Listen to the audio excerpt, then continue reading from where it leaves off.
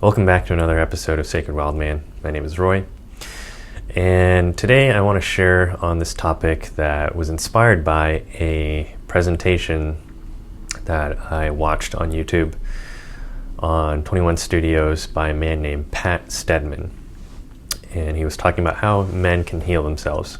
And I will link that video in the description below if you'd like to take a look. But one thing he covered in the video that I thought was really important was that he emphasized the importance of therapy, a man's healing journey, but also pointed out the limitations in which therapy can only take a man so far. And when he said that, I reflected on my own journey and also some of what I encounter with my clients, and I realized that that's true. My own journey of therapy was really core to how I got to where I am, and I would never say to a man to not pursue therapy. But I would agree that there are limitations to how much it can benefit men. And so in this video, I will just share some thoughts that I have around it and provide some pointers for any men who might be seeking ways to develop their masculinity besides just therapy.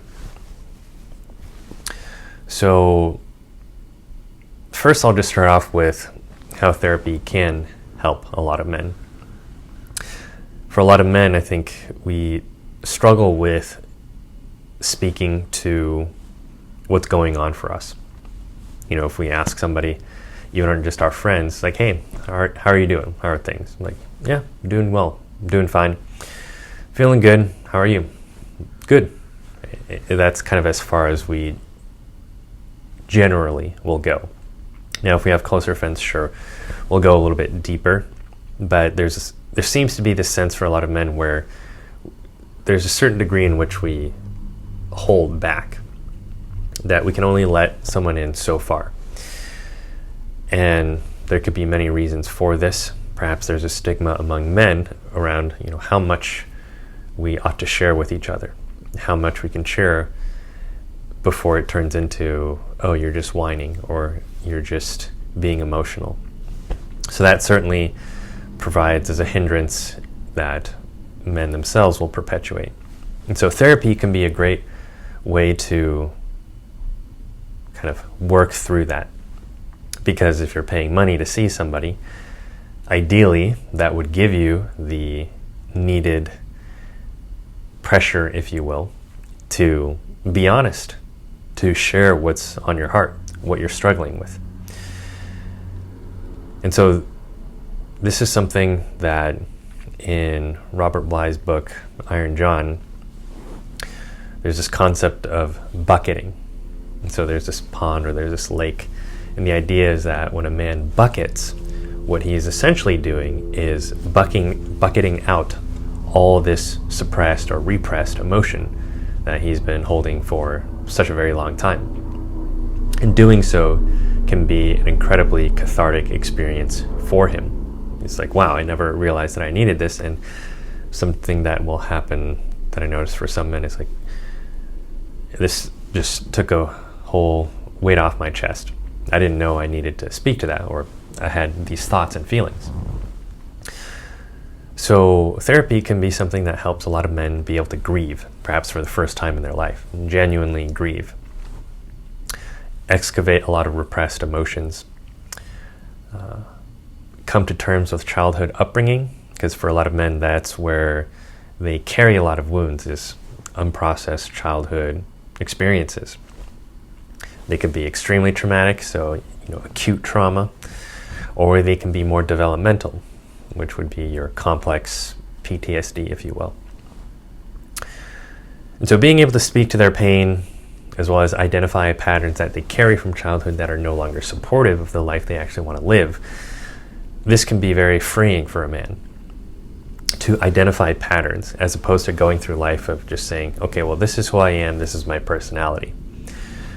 Something I hear a lot of men talk about in terms of addictions is that they'll say, well, I just have an addictive personality, this is just who I am. I don't think that's ever the case. of, okay, I just have an addictive personality and I get addicted to things that aren't good for me. Usually these addictions play a function to fill something.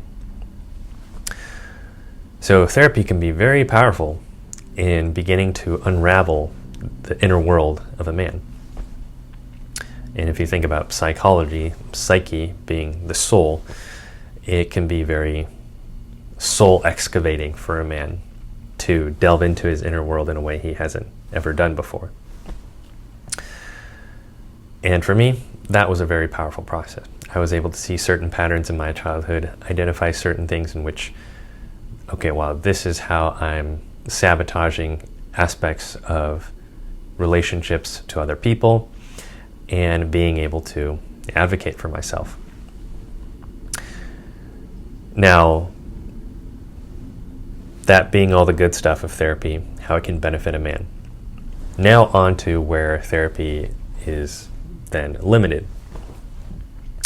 Something that was present in my grad program was that, we talked a lot about how to really be with someone in their pain, to feel beneath the words that are being said and getting them to a deeper place.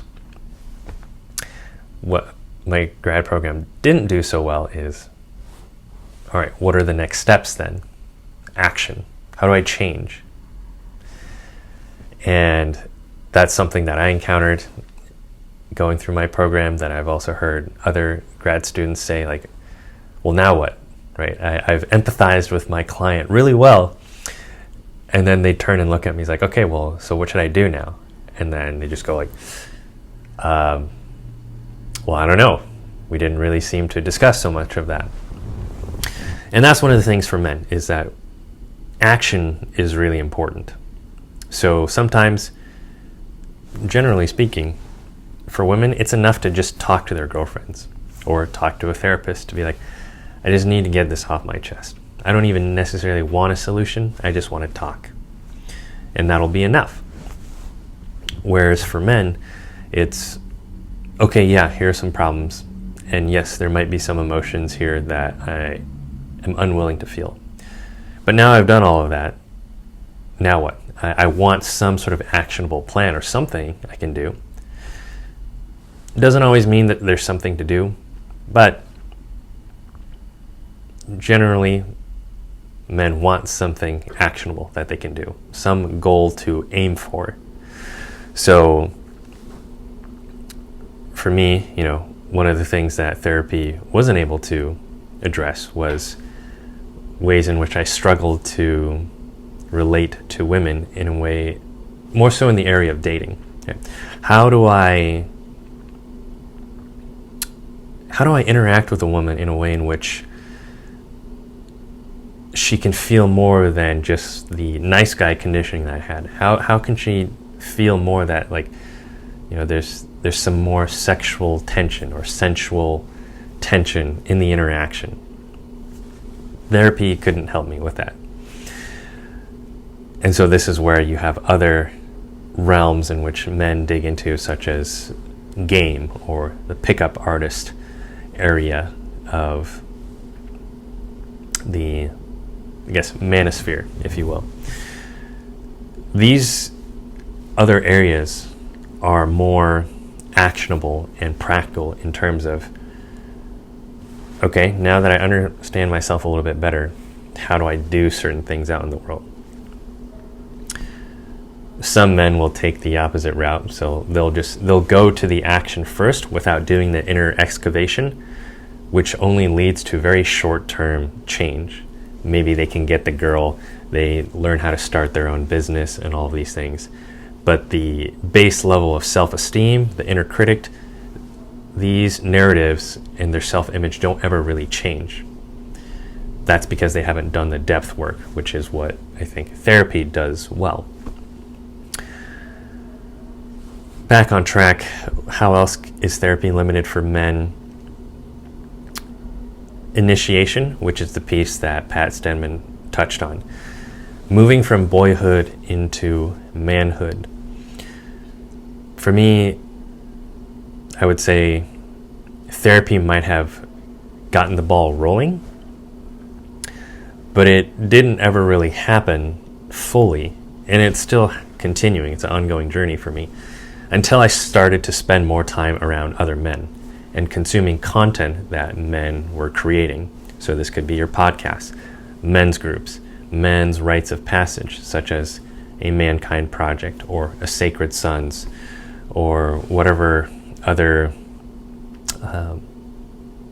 events that men hold, where it's a gathering of men and we're here to do men's work, talk about men's issues together. Being around other men was what allowed me to absorb something of masculinity that I couldn't really put to words. But just being in the presence of other men was healing for me, because it healed my own mistrust, distrust of men. And it also helped to build me up in ways in which previously I was, I would say, a little bit more soft, a little bit more on the feminine and overly sensitive side of things. Being around these men, also martial arts, that can be a very helpful place for men to develop this. Being around these men helped to just build up that inner strength without a concrete of all right, this is how you build strength. You start lifting these weights. That can be true, but there's some other indescribable essence that gets absorbed just by being around more men. And this is something that Robert Bly also covers in Iron John, where he talks about how there's an unspoken element in terms of the medicine that men offer. And it is only by being around other men, in proximity to other men, that we absorb this medicine. So therapy cannot replace that. Other ways in which therapy is limited is that I don't think therapy necessarily helps a man tap into his capability. Therapy can be this realm of healing, of nurturing the wounds that weren't ever addressed. But building up the strength, experiencing his own capability, is something that a man can only experience outside of that realm of the therapeutic office. So I've talked about martial arts, men's groups. There's also just simple things of being able to fix something. So fixing a flat tire. I had to do that twice, I think, in the past year, because I wanted to save money on just replacing all the tires. I'm like, all right, let me just see if I can figure out how to do this on my own. So I would watch a YouTube video, and then I would buy the tire repair kit, and then I went to work on the tire. And it was the first time, almost failed. It's like, all right, maybe I just need to take this to the shop because I screwed it up. And then I tried again, and then I finally got it. The dopamine or adrenaline or testosterone, whatever other neurotransmitter rush that I had, was amazing. It's like, hey, I just fixed this. I fixed this. It's a depiction of that is, if any of you have watched Castaway with Tom Hanks, where he figures out how to make fire. There's this part where he proudly displays to nobody around him, right, because he's on an island by himself. It's like, I have made fire. Look what I have created. And that's the sense of capability. A man struggles and then he figures it out. That is something that therapy cannot do for a man. And so there might be some misconceptions that men have or women have when women will just say, go to therapy and this will make you better. To an extent, yes. But in terms of really developing his masculinity, unless a therapist is aware of that, it's not going to happen intentionally for a man. He's going to have to bring the outer events in his life into the therapy room and if he continues to do that back and forth, then yes, he can, by his own effort, experience his masculine edge and capability out in the world. So, for example, a man might talk to his therapist about how he's struggling with women. The therapist might not come up with the idea of, well, why don't you practice cold approaches, right? Let's have you practice cold approaches, and then we'll hash through your experiences there and things you can say next time if you run into something, or if a woman challenges you and tests you, here's how you can work with that. Generally, that's more in the realm of what a dating coach does. So when women just tell men, like, go to therapy and this will fix you, they're right in the sense that it'll address some deeper heart issues for a man. But what they aren't aware of is that I would say all women crave a man's masculine edge. Therapy will not necessarily meet that for him. He might be a lot more attuned to a woman's emotions, be able to handle her emotions better in a non-reactive way, but it doesn't necessarily mean he's going to step more into his masculine edge, his assertiveness, confidence, and leadership. That's something he has to have awareness of on his own. And so something that I find when I work with men who come to me for therapy is that usually they're coming because their wife or their girlfriend told them to, or they had a bad breakup. And so they want to know, okay, how do I deal with a woman's emotions better? You know, she says I'm not there for her, I'm not ever listening, I don't love her enough. How do I do all these things? There is some work to do there, but more often than not, I find it unhelpful when, especially if men are seeing therapists, mainly seeing women, because the field of therapy is predominantly women, that women will only address the, here's how you can be with her emotions better. Here's how you can be a better boyfriend or husband in terms of the nurturing aspect, which women do need from a man. But they completely miss the piece around assertiveness, boundaries, confidence. Because that is ultimately the masculine essence that women are drawn to. When therapists don't speak to that, then what ends up happening is you get men coming out of therapy being, yes, more emotionally attuned, sensitive, but lacking any edge, lacking any of that structure or assertiveness that makes him attractive and distinct from a woman. So this is where being around other men, talking with men about man stuff, but also men talk to each other about, women. These are important environments for men to be in. To do some martial arts, wrestling, tussling around with other men, being in the wilderness by yourself, starting a business perhaps, getting into arguments, practicing debating arguments with other men to sharpen your ability to be in conflict, and then bringing that into the world of relationships to other women. These are important skills that I don't think therapy is quite yet aware of. And nowadays, if you look at mainstream therapy and the narratives out there, I don't think it's, I would say it's becoming of fractional benefit to men, because there's not a lot of room, I find, in mainstream therapy in which masculinity is respected, masculinity is honored or encouraged. And so we have more and more men becoming more, yes, emotionally attuned, sensitive, great. But if there is no edge, if there is no connection to his masculine essence, then it's only addressing half the picture in which women are focusing on, which is, why don't you love me more? Why aren't you more emotionally available? Like, that's only half the picture. So men have to find other ways to access that, to connect with their masculine essence. So if you do choose to seek therapy, yes, do it because there's an intention to excavate more deeply into your inner world, your psyche, heal some past wounds that you might not be aware of.